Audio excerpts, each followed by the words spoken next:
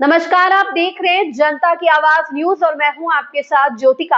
आइए रुक करते हैं खबर की ओर। एनकाउंटर पर सीएम योगी का जवाब, बोले हमने भी पुलिस को पिस्तौल दी है, अगर मारे ना तो क्या गोली खाएं। लखनऊ में यूपी फार्मा कॉन्क्लेव 1.0 का उद्घाटन कार्यक्रम है। इसमें सीएम योगी उनके साथ डिप्टी सीएम ब्रजेश पाठक भी पहुंचे। इस दौरान सरकार ने 11 कंपनियों के साथ MOU किया। इसके तहत मेडिकल डिवाइस और नई दवाओं पर मिलकर शोध किया जाएगा।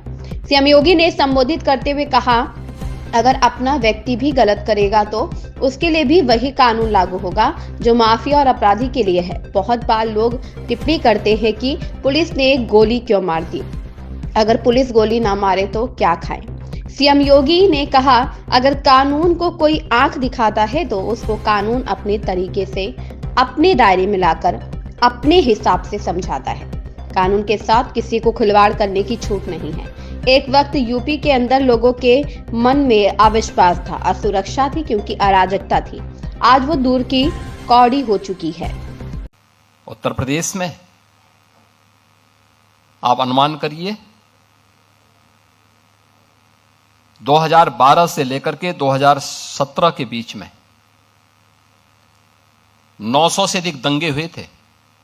अनुमान कर लीजिए, कोई सिटी ऐसी नहीं थी जहां कर्फ्यू का दौर उस सिटी के अंदर न गुजरी हो। कोई उद्यमी, कोई चिकित्सक, कोई व्यापारी ऐसा नहीं रहा होगा जिसने गुंडा टैक्स न दिया हो। इस दौर में अराजकता चरम पर थी। यहां का युवा पलायन करता था। सरकार के पास कोई पॉलिसी नहीं थी। परिणाम क्या था? जब सुरक्षा नहीं होगी, जो पहले से उद्यम थे वह भी यहां से प्लान कर रहे थे। जैसे तैसे वे भागने के लिए मजबूर थे। यहां पे सब जुनेजा जी अपनी बात को कह रहे थे, ये उनकी अपनी पीड़ा थी, जहां उनका बचपन बीता।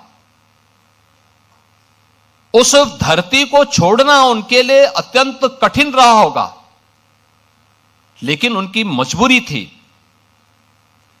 कि उन्हें अपनी सुरक्षा भी चाहिए थी। और केवल एक जुनेजा जी की बात नहीं थी, ये उत्तर प्रदेश के हर उद्यमी की, हर व्यापारी की, हर उस व्यक्ति की पीड़ा है जिसने उस दौर को देखा है। 2003 से लेकर के 2017 के बीच के उस दौर को देखा है, जब व्यापक कर्फ्यू में अपहरण के लिए यहां पर अपहरण होते थे, फिरौती वसूली करने के लिए। और उन स्थितियों में जब आदरणीय प्रधानमंत्री जी ने और हमारी पार्टी ने दायित्व मुझे उपलब्ध दिया था, तो हमें इस चुनौती का सामना भी करना था और हर एक नागरिक के मन में एक विश्वास भी पैदा करना था। स्वाभाविक रूप से यह हम पिक एंड चूज से नहीं कर सकते थे। हम लोगों ने तय किया भाई जीरो टॉलरेंस फिर सब पे बराबर लागू होगा। अगर अपना व्यक्ति भी गलत करेगा तो उसके लिए भी वही कानून लागू होगा जो एक माफिया और अपराधी के लिए लागू होगा। कोई अपना पराया नहीं होगा। और हम लोगों ने इस मामले में जब कार्रवाई प्रारंभ की,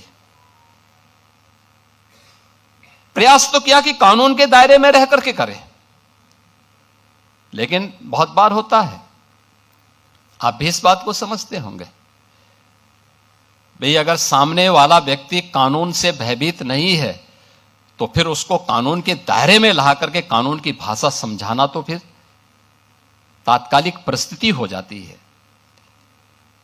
बहुत बार लोग टिप्पणी करते हैं कि पुलिस ने गोली क्यों मार दी। अगर पुलिस गोली ना मारी तो क्या पुलिस गोली खाए? ये दोनों काम एक साथ नहीं चल सकते।